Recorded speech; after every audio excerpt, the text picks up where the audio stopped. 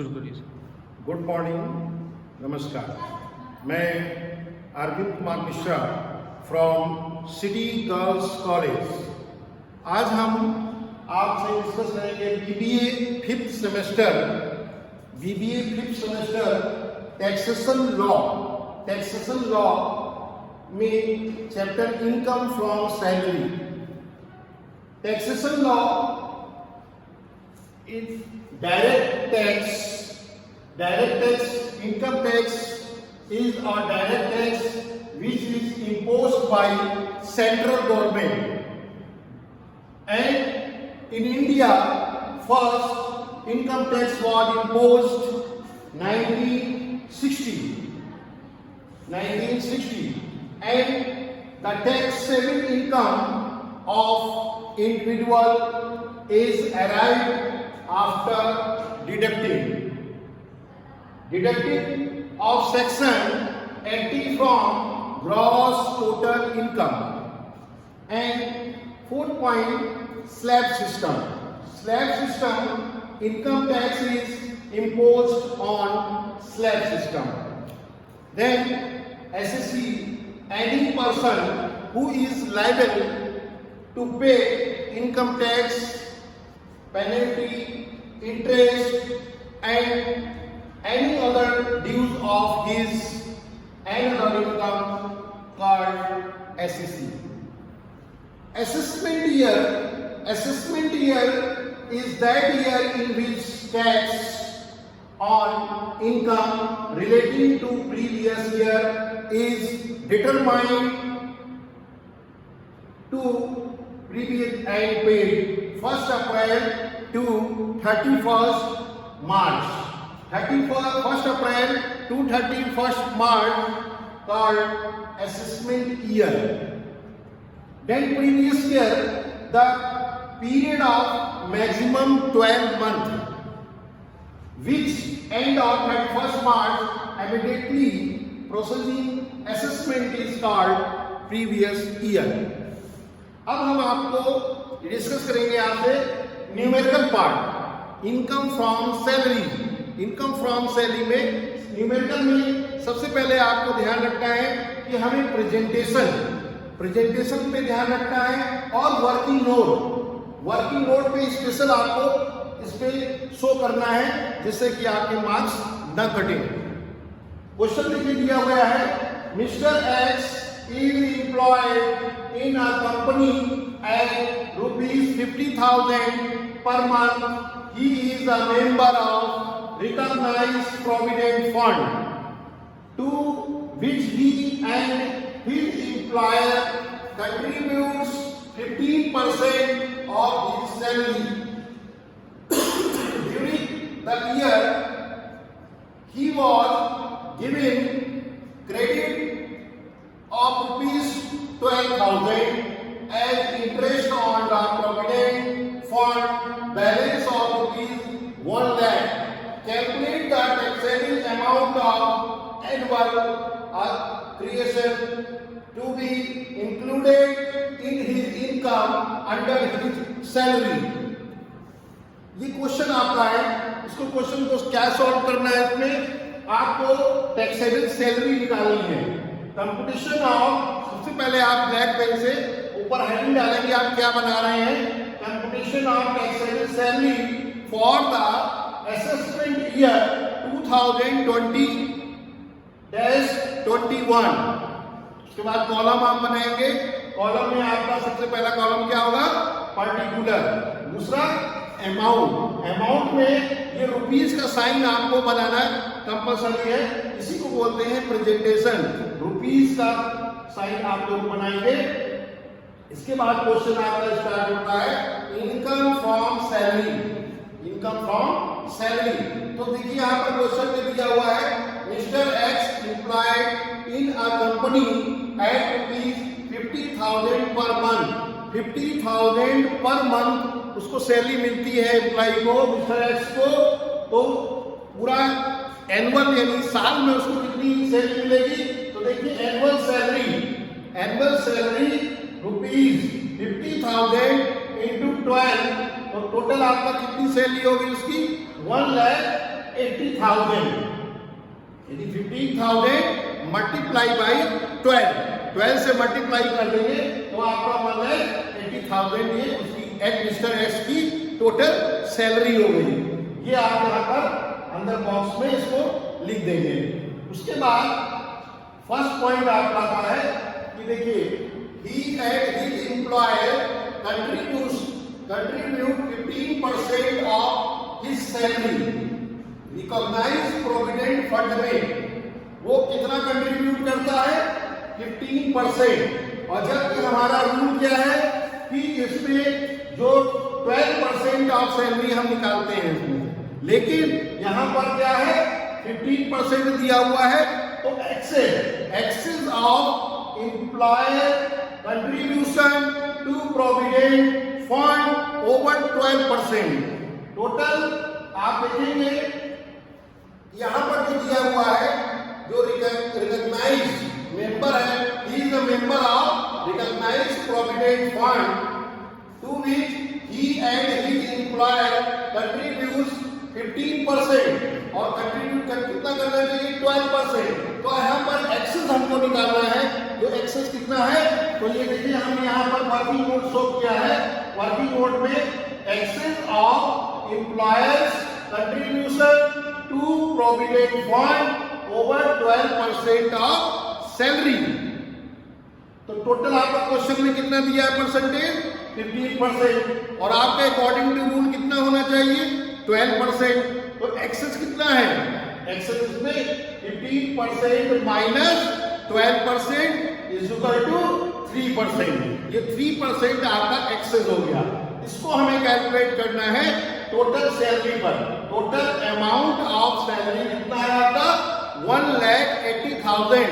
1,80,000 का 3%, 1,80,000 इंटू 3/100। ये 20 से 20 कट हो गया तो आपका कितना हो गया 1,800 इंटू 3 से मल्टीप्लाई करेंगे तो आपका अमाउंट कितना आ जाएगा ₹5,400।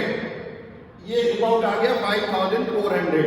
ये अमाउंट आप यहां पर पर्टिकुलर कॉलम में लिखेंगे excess of employers contribution to provident fund over 12% of salary. ये जो अमाउंट आया 5,400 ये आपका एक्सेस अमाउंट जमा हो गया। ये आपका लिख देंगे। दूसरी कंडीशन आप देखिए क्वेश्चन में दिया गया है during the year he was giving credit of ₹12,000 as interest on the provident fund balance of ₹1 lakh. Balance of ₹1 lakh. यहां पर सेकंड पॉइंट आपका जो दिया है during the year he was giving credit of ₹12,000 as interest on provident fund balance of ₹1 lakh. अब इसको calculate करना है तो देखिए इंटरेस्ट इज एक्सेस ऑफ 9.5%। ये रूल में है, हमने आपको बताया रूल के अंतर्गत 9.5% जो एक्सेस है उस पर हमें निकालना। देखिए वर्किंग नोट यहाँ पर ये शो किया है, कैसे निकला interest taxable on recognised provident fund PF मतलब प्रोविडेंट फंड। टोटल आपका कितना होना चाहिए 12,000। तो 12,000 में से हम माइनस करेंगे जो हमारा एक्सेस है, यानी बैलेंस कितना है, बैलेंस आपका 1 लाख है। 1 लाख इंटू 9.5%, 1 लाख इंटू 9.5%, तो ये is equal to ₹12,000 minus 1 lakh into 9.5/100। इसको कैलकुलेट करेंगे तो ये 20 से 20 कट हो गया। 1,000 को मल्टीप्लाई करेंगे 9.5 से तो इसकी वैल्यू आ जाएगी ₹9,500। इसमें ₹12,000 में से इसको माइनस कर देंगे ₹9,500 तो आपकी वैल्यू कितनी आ जाएगी 2500। ये वैल्यू आपकी आ गई 2500। यहां पर आपने जो कॉलम बनाया है उसमें लिखेंगे सेकंड नंबर पर इंटरेस्ट इन एक्सेस ऑफ 9.5% और 2500 आप यहां टोटल वाले कॉलम में लिख देंगे।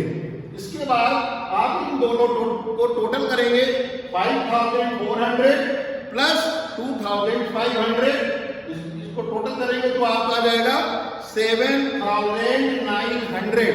7900 is taxable amount of as creation। ये आपका 2 पॉइंट आपको इसमें निकालने हैं। Excess of employees contribution to provident fund over 12% of salary and second interest in excess of 9.5%।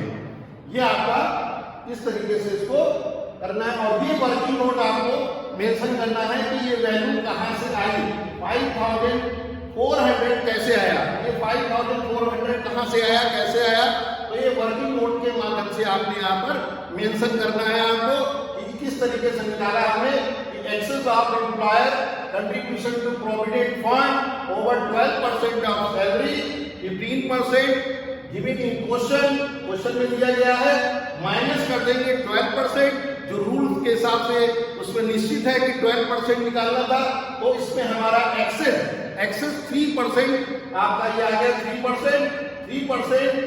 आपको ये जो 3% निकला इसका टोटल अमाउंट ऑफ सैलरी से, टोटल जो सैलरी है एनुअल सैलरी है उसका 3% आप निकालेंगे, वो वैल्यू आपकी एक्सेस होगी 1,80,000 इंटू 3/100। तो इसको आप 2 कट कर देंगे तो आपका 1,800 इंटू 3 इज इक्वल टू 5,400। ये यहाँ पर आपका 5,400 इस तरीके से आ गया। दूसरा interest in excess of 9.5%। Interest आपका देखिए यहाँ पर क्वेश्चन में दिया गया है 12,000 as interest on the provident fund, balance of rupees 1 lakh. 1 lakh पे आपको इसको कैलकुलेट करना है।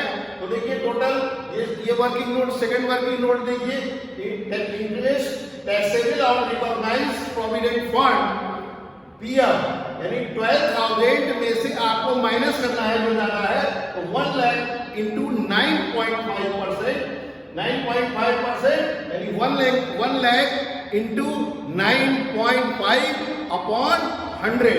इसको 20 से 20 आप काट देंगे तो ये आपको 1000 इंटू 9.5 मल्टीप्लाई करेंगे तो 9,500 आपका ये अमाउंट आ जाएगा, जिसमें से 12,000 में से ₹9,500 माइनस करेंगे तो आपका 2,500 ये वैल्यू आ जाएगी इंटरेस्ट इन एक्सेस ऑफ 9.5%। तो ये आपका इस तरीके से क्वेश्चन को आपको सॉल्व करना है। आपने इसमें देखा प्रेजेंटेशन में आपको क्या देखा कि देखिए यहाँ पर रुपीज, ये देखिए अमाउंट के नीचे लिखा हुआ रुपीज। अक्सर बच्चे इसमें इस चीज को नहीं लिखते हैं पार्टिकुलर।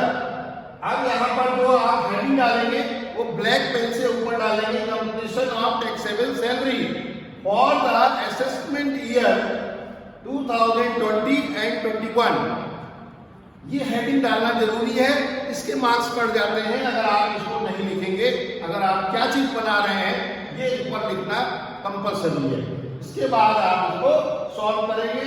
सॉल्व करने के बाद नीचे आप वर्किंग नोट जरूर करेंगे ताकि आप एग्जामिनर को ये बताएं कि आपका ये जो 5,400 आया है तो कैसे आया, कहां से आया, किस तरीके से आपने निकाला। तो ये वर्किंग नोट नंबर 1 ये वाला 5,400 और दूसरा वर्किंग नोट आपका interest taxable on recognised provident fund, ये आपका सेकंड है जो 2,500 आया है। इसकी वैल्यू कैसे आई तो ये यहाँ पर शो कर दिया गया। Working note number 1, working note number 2, ये आप अगर मेंशन करेंगे तो यूनिवर्सिटी में आपको पूरे मार्क्स मिलेंगे, कहीं भी आपका मार्क्स कटेगा नहीं, फुल मार्क्स आपको इसमें से मिलेगा। इसके बाद हम आते हैं सेकंड क्वेश्चन। सेकंड क्वेश्चन में आपको क्वेश्चन दिया गया है, ये भी इसमें भी आप competition of income from salary for the assessment year 2020 and 21। Question में आपको ग्रॉस सैलरी दी गई है, ग्रॉस सैलरी आपका 3 लाख रुपीज है। दूसरा आपका दिया गया है medical expenditure directly paid by the employer to private medical practitioner, ये दिया गया है क्वेश्चन में। नेक्स्ट आपका है इसमें medical expenditure directly paid by the employer, लेकिन इसको अप्रूव्ड किया गया है हॉस्पिटल के द्वारा। अगर हॉस्पिटल के द्वारा इसको अप्रूव्ड कर दिया जाएगा तो इस पर कोई भी टैक्स नहीं लगेगा, ये एग्जेम्प्ट हो जाएगा। दूसरी चीज है, देखिए 4 पॉइंट में replacement of medical expenses is cured of the employer, ये भी आपका मेडिकल के द्वारा अप्रूव्ड किया गया है। जो मेडिकल के द्वारा अप्रूव्ड कर दिया जाएगा उस पर कोई भी टैक्स नहीं लगेगा, वो एग्जेम्प्ट हो जाएगा, एग्जेम्प्ट। दूसरी expenditure on the travelling abroad not exempt as GTI exceed ₹2 lakh, ये आपका 1,50,000 रुपीज क्वेश्चन में गिवन है। 6 पॉइंट में expenditure on stay and treatment abroad 2,50,000 given in question, and इसमें से लेस कर देंगे आप exempt to the extent permitted by RBI, RBI के द्वारा, रिजर्व बैंक ऑफ इंडिया के द्वारा इसको परमिटेड किया गया है स्टे रुकने के लिए, ट्रीटमेंट के लिए, तो उसमें से 1 लाख रुपीज आप उसमें से माइनस कर देंगे तो आपकी वैल्यू आ जाएगी 1,50,000। इसके बाद इसमें इसका टोटल कर लेंगे। टोटल करने के बाद इसमें से स्टैंडर्ड डिडक्शन आपको 50,000 गिवन इन क्वेश्चन में 50,000 मिनिमम आप इसमें से लेस करेंगे तो आपकी वैल्यू आ जाएगी 5,75,000 इनकम फ्रॉम सैलरी। तो ये गिवन क्वेश्चन में जो आपको सारी चीजें डिटेल्स आपको क्वेश्चन में दी गई हैं, क्वेश्चन से आपको केवल क्या करना है, पहले हेडिंग डालना है competition of income from salary for the assessment year 2020 and 21।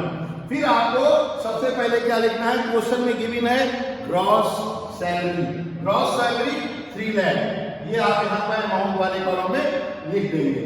दूसरे नंबर पे आपका दिया है medical expenditure directly paid by the employer to private medical practitioner, जो प्राइवेट डॉक्टर्स होते हैं उनको आप दिखा रहे हैं तो फिर इस पर नो एग्जेम्पशन, इस पे कोई ये एग्जेम्प्ट नहीं होगा, इसलिए इसका अमाउंट 25,000 क्वेश्चन में गिवन है, वो क्वेश्चन से में लेकर के लिख देंगे। तीसरा आपका है medical expenditure directly paid by the employer, employer के द्वारा एक्सपेंडिचर डायरेक्टली पेड कर दिया गया लेकिन इसको हॉस्पिटल के द्वारा अप्रूव्ड कर दिया गया तो ये एग्जेम्प्ट हो जाएगा, इसका कोई भी अमाउंट आप यहाँ पर नहीं लिखेंगे। उसके बाद 4 नंबर में replacement of medical expenses is cured of the employers, ये भी अप्रूव्ड किया गया, मेडिकल अप्रूव्ड हुआ हॉस्पिटल से सीएमओ द्वारा, तो ये भी एग्जेम्प्ट हो गया आपका। 5th पॉइंट में expenditure on travelling abroad not exempt of GTI, ये आपका 2 लाख तक आपका इसमें मिनिमम कंसीडर किया जाता है, लेकिन अमाउंट कितना दिया है 1,50,000, तो आप इसमें 1,50,000 इसमें इंक्लूड लिख देंगे। इसके बाद आपका 6 पॉइंट में expenditure on stay and treatment abroad, ये आपका 2,50,000 गिवन है, जिसमें से जो एग्जेम्प्ट ऑफ एक्सपेंस है वो permitted by the RBI, reserve bank of India के द्वारा जो परमिशन मिली है एग्जाम के लिए, वो 1 लाख रुपीज तक का छूट है, तो 1 लाख रुपीज इसमें से माइनस कर देंगे 2,50,000 में से 1,50,000 इसमें आ जाएगा। इसके बाद आप ये डिजिट को टोटल करेंगे तो 6,25,000 आपका टोटल हो जाएगा। इसमें से लेस कर देंगे स्टैंडर्ड डिडक्शन, स्टैंडर्ड डिडक्शन आपका है 50,000 इसमें से माइनस करेंगे तो आप इनकम फ्रॉम सैलरी आपकी आ जाएगी 5,75,000। तो ये आपका सेकंड क्वेश्चन हो गया। ये आपका क्वेश्चन नंबर 1 हो गया जिसमें आपने इनकम फ्रॉम सैलरी निकाली। ये आपका 5,75,000। आपने इससे डिस्कस किया डायरेक्ट टैक्स जो है हमारा इनकम टैक्स है। दूसरा आप जो सेंट्रल गवर्नमेंट द्वारा इम्पोज किया जाता है। Income tax is the direct tax which is imposed by central government and in India first income tax was imposed in 1960 and taxable income of individual arrived after deducting of section 80 from gross total income and slab system income tax is imposed on slab system. Then SSC, any person who is liable to pay income tax, penalty, interest and any other use of his another income called SSC। तो ये आपने देखा पूरा जो हमारा taxation है income from salary. आज हम यहीं तक आप डिस्कस करेंगे। नेक्स्ट इसके आगे हम डिस्कस करेंगे कि आगे इसके रूल क्या है, इसके तरीके क्या है करने के क्वेश्चन के। लास्ट में हम आपसे यही कहेंगे कि आप क्वेश्चन में प्रेजेंटेशन और वर्किंग नोट पर विशेष ध्यान दें। वर्किंग नोट आपको करना कंपलसरी है अगर पूरे मार्क्स आपको लेने हैं। तो इसके साथ ही हम क्लास को ओवर करते हैं। नमस्कार।